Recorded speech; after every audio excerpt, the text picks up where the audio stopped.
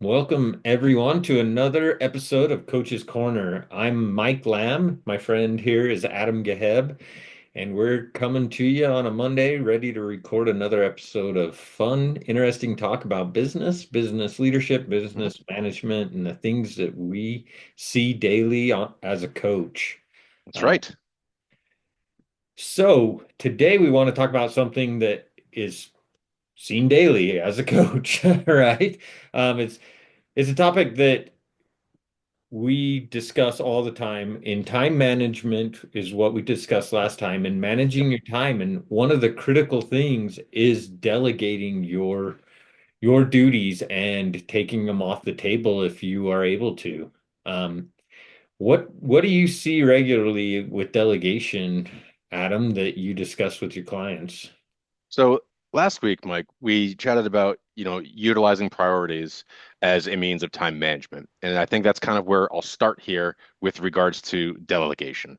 Um, Whenever you sit down and you start having the talk about how to delegate, people always say, okay, well, that doesn't work for me. I'm a team of one, or I'm a team of five, but everyone else doesn't do anything of what I do. Well, I challenge that perspective. We can always delegate actions, and that may even just be within ourselves. So let's say, Mike, you're a solopreneur. We all know that if we're following our, three eyes of the business holder principle there, you're looking forward, you're looking backwards, you're looking down. Um, Delegating how you wear each hat and how you evaluate the problems that you're currently dealing with is still critical if you're one, if you're 30. It doesn't matter. It's all about prioritizing which actions are most important to you and figuring out who, what, and what frame of mind you need to be in to address and tackle them so that you're not being short-sighted. Short-sighted leads to knee-jerk reactions. Those knee-jerk reactions typically solve the problem right in front of you, but they tend to bite you farther down the road, right? So to me, delegation is all about starting with understanding or prioritizing what headspace you need to be in, thinking about all the different ramifications or the future outcomes that you see from solving XYZ problems, and then figuring out the actionable sequences so that you can make progress. Delegation is the critical concept that we use every day to make sure that we are spending our time properly. Pretty simple. No? Yeah, you got my mind going in a direction right now that I'm You thinking of probably didn't want to. That's because I delegated delegating it to my you. own task to myself. Um, but when I coach on delegation, one of the most important things is clarity, right? Sure. Um, you have to clearly know what you're delegating, Hmm. what it is, how it's structured, and make sure that even, my 9-year-old son can understand the directions almost. Okay. So if we're delegating our own tasks to ourselves, maybe we need to stop once in a while and get clarity on what that task is, While you're doing it, what why we're outcome and doing what it, what what positive outcome, that represents. Sure. what are the steps to accomplish that to make it easy for myself, um, to get that accomplishment or get that done, that thing that I need to get done. And it works the same way. If I'm asking someone else, say I'm a manager of a shop and I'm delegating something off to a new technician, I need to make sure it's clear what I'm handing off. Make sure the steps to do it are very clear and Communication's simple and critical. concise.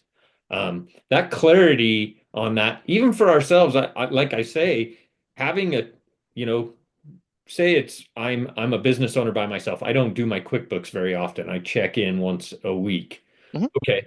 Maybe I need to make sure that one task, if it's one that I struggle with, I have it written out or clearly identified what I'm going to do. I'm going to go in, I'm going to do this, this, this, and this. Of And course. these are the simple steps. I know the interface sometimes changes. We have to, Hmm. do whatever to adjust. But having that clarity when we get into that task, boom, boom, boom, it's done. Yeah. And it's accomplished easily rather than being like, okay, I gotta I gotta shift back into this. Yep. QuickBooks. Let's see where do I click? I can't remember to find where to find invoices, right? I gotta do invoices. Oh, then I gotta, reconcile. Which reminds me, I need to do some invoicing. Yeah. But So, there's this fun aspect of delegation that, we don't always like to talk about because it can be a little hard. People say, I don't want to delegate because no one else can do it, right? Okay, well, let's break that down, Mike. What does that really mean? Does that mean that no one else has the skill, the knowledge, the background to be able to do it? Maybe. Does that mean that you, as the owner, didn't give access to anyone else to do the necessary task? Maybe. What that does tell me is that there is probably a importance that you, the decision maker, is placing on that particular task. Therefore, you haven't allowed someone else to pick it up, yeah. right? So I think it's super important. And I like to do this multiple times a year, but whenever I was running some larger organizations, I always kept a refreshed, at least every quarter, skills assessment. And it wasn't done on every employee so that I could evaluate A through B. Employee A is doing as good as B. No, it was about making sure that I knew that I had redundancy in the organization for key skills that were necessary for us to progress forward. Because let's be honest, what always happens when push comes to shove, you've got a new project come in, you have a secondary client that popped up that has this really important deliverable that you have to handle yourself. Well, you've created a bottleneck because you leverage your top performers always Yeah. to handle those key critical pieces. Let's back up. I said, as an owner, you may not be prioritizing the right actions because you think that only you can do it, or you want to make sure it's that important to you that only you are doing. Similar concept here, right? Delegation, it's about making sure you understand the skill sets that you have at your fingertips, the assets. And they could be people, it could be knowledge, it could be process, it could be all kinds of things, right? But keep an understanding of who, what, and their strengths for every single person within the org. And that helps so much with delegation. And it helps you, Mike, prep to make sure that you've got multiple versions of that same resource, that same skill, that Yeah. same piece of knowledge. That's how you build resiliency into the organization. And it helps with your delegation because it's not just one person that you can push this to, right? Push to many or educate them. It's a great opportunity to educate. Education and delegation go hand in hand. We'll talk about that next time. Well, probably next. But this could, in your eyes, it might look like redundancy, like, oh, I'm training someone else to do the same job or I'm handing this off or delegating this. I can do it, but I'm handing it off just to hand it off. Mhm. And we don't need to have too many people knowing about this, but it is so essential because it can become a huge constraint in your business Sure. and bottleneck at times that you're not wanting to have to deal with that. Do it before, do it now, rather than do it when it's a necessity, when people are under stress and duress and may not do it, learn as well and accomplish it as well. Delegating these things off when we're not stressed out is actually when we want to do it. So you're saying we want to delegate not out of necessity? 100%. That is. Seems like such a novel idea. But let me ask you this. How often do you see that when you're talking to your clients? Most people tend to push things off because they have to. They will fill up their own plates first, Mhm. right? Well, I can do this, so I'll just go ahead and do it. I'm going to take this off Johnny's plate because, well, he's got some other things he should be doing. Okay, maybe. But if you haven't articulated exactly what Johnny should be doing in the form of a, let's call it requirement document for maybe his job title, the roles, things you want to see for growth, Johnny's not going to go off and do that. So don't fill your own plate up first. Make sure you're focusing on the delegation, but make sure that you're utilizing Johnny's skill sets to the max, right? I think Yeah, that's a I huge part agree. of delegation. It's huge. Um, and you talked a little bit about it doing that assessment of people or, you Mhm. know, a review of them is we should look at that every time and be like, what more is his are their skills, his or her skills, or matching something that I can see becoming a delegated process or delegated task down the road. And start talking to that early Yeah. with people. Make them recognize they have those skills, helping them to realize that, hey, down the road, this will be something that I will be taking on. Um, Mhm. is part of that early adoption of delegating these processes and recognize it when you hire them and keep speaking about it when they're growing in the business as we're delegating things off. Even if they don't have those given skills, what you've done as a leader is you've established a growth plan. You have identified that there is something that you want to offload, maybe not in the immediate time frame, but there is a future, and you see this person, this individual has a knack of doing something or has a series of soft skills that you think could be grown into filling a void or creating some redundancy so that you have a delegation point. But what you've done there is you have given that employee a growth plan. You've shown them something that they can grow into. People want to be invested in. I, as a leader, love investing my time and energy into identifying a skill or a talent in someone that they can't see in themselves, putting a plan in place to execute it, and then passing that off and watching them shine.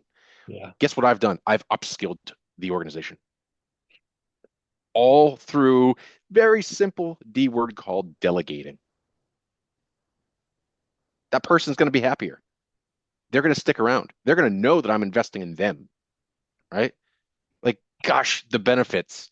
But people think they can think short-sighted and don't understand all the psychological ramifications Yeah. for for these things that we do just by pushing work into the proper cues. Yeah, and think of the other side of that if we don't start doing that. If I'm leading a group and then I'm slowly spinning the pop goes the weasel, right? Hmm. Bing! This is now your task. How frustrating is that for someone when they don't expect it to have to be, blindsided by something being delegated to them that they don't think is even imaginable for them. Hmm. That really hits them hard and that it can confuse the whole system and it will slow down your delegation process a lot. Yes. The, And you know what? the acceptance of it and implementation of what we're doing or delegating can be really delayed when we do that. It can also be super frustrating when people feel like things are being dumped in their lap and they're not groomed for it. They're not prepped. There's no documentation.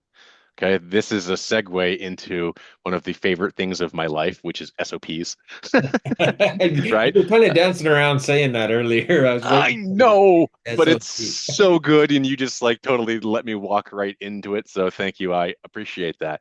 But not overwhelming your people because they don't have the tools, they don't have the documentation, they don't have your mindset down on a piece of paper to be able to pick something up is a disservice as a leader, right? Yeah. If you're going to delegate, you have to make sure that there is a proper level of understanding, training, knowledge, material out there for someone to pick up a particular task or action and be successful at it. Our job is to make sure that we're setting people up to be successful. If we are delegating some of our responsibilities because we need to focus our attention in other areas, then that means first and foremost, I better make sure, Mike, if I'm delegating something to you, you have the ability to pick it up, learn it, know where to go, how to do it, the time frames, the execution schedules, the output, how to evaluate the success of it. Please take some time and document these things. It's Please. It makes it so much smoother on so many fronts. Whether you're just trying to offload because you're going to be on vacation, or whether you're doing exit planning and you know you're going to pass the business off to either a new owner or a grandchild or something in the future. Don't think that you'll have the ability to do a brain dump constantly, right? Get these things down. Get your SOPs. Man, they're so critical. Yeah. So critical. And Okay, they're I'm so done. I much promise. easier, and it feels like a daunting task, right? To create an SOP. It's like, Can stop. be. I got to go through and detail this out. You know what? It is becoming amazing how we can use AI to do this now. It Hmm. it Preach. will, and if you're not utilizing that and leveraging that as a leader and using that to help you with delegation, you're missing the boat like by miles. How Um, so? Tell me more. things that when I first started my career, there was SOPs being written a lot and they were changing all the time. Mhm. And there were books like, thick books or documents that were evolving all the time. Um, and writing a new SOP for somebody could take weeks, months, because you're doing your job Mhm. and then you're trying to write SOPs at the same time. If we can do the right prompts and enter it in correctly into AI, it will give us an amazing skeleton to start with. And if we have that skeleton to begin with, and if we have to go through and tweak it, it will cut your time by, it's fractional compared to what it used to be. Okay. I mean, we're So talking you're very saying fraction. use the tools that are out there that are changing the world we live in, the businesses we run and operate, the infinite volume of knowledge that's now at our fingertips.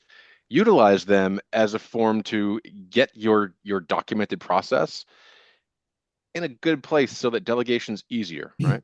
So much easier. Hmm. Doesn't, That seems way too novel for me.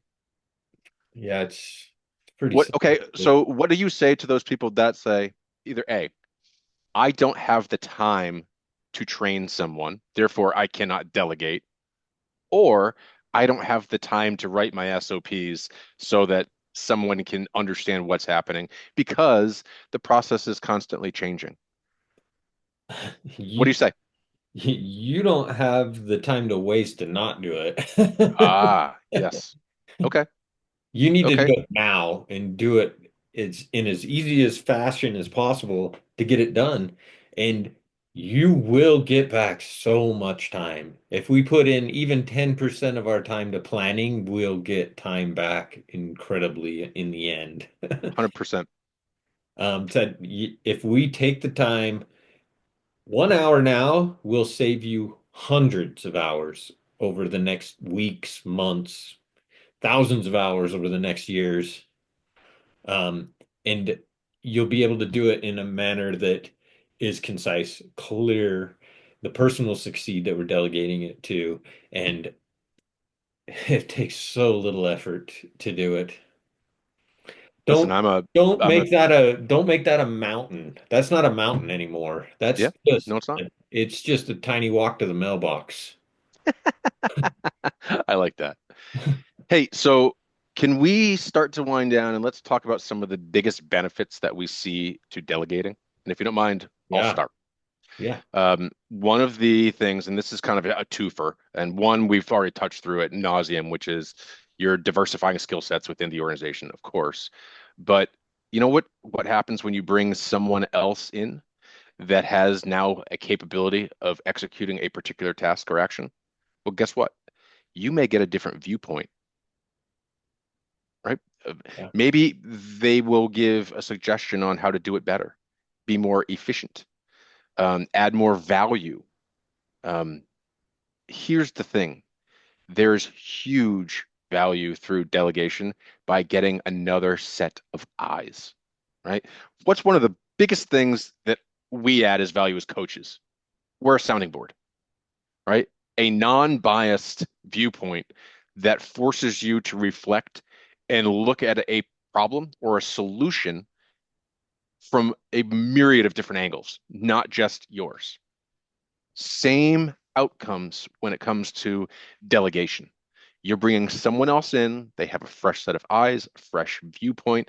All that does is strengthen either your resolve that how you're handling it is the proper way to handle it, or it gives you another viewpoint as to how to make it better. Once again, it's about growth. Inclusion brings and fosters ideas. Ideas grow companies. When companies grow, they succeed more, right? This is all coming universe full center. Let's go. What is some of your biggest value adds through delegation? I feel like everyone wants to do more and wants to see growth. And when we're Hmm. delegating things to others and letting them have that opportunity to succeed at something other than what they were hired for or what was originally their task, that level of ownership that comes from that is huge. Hmm. You if they succeed at it and they run with it and they feel your trust, their ownership on the task and on the in the business and in everything just increases so much. Yep. It shows that you have trust in them. It shows that you have vision for them that's greater than what they started. You can't buy that kind of level of ownership and um, commitment to a company if you don't delegate and allow people to succeed. And those little Yep. successes are key to retaining people and keeping them happy. We, of course. There are those people that like to come in every day and do the exact same job.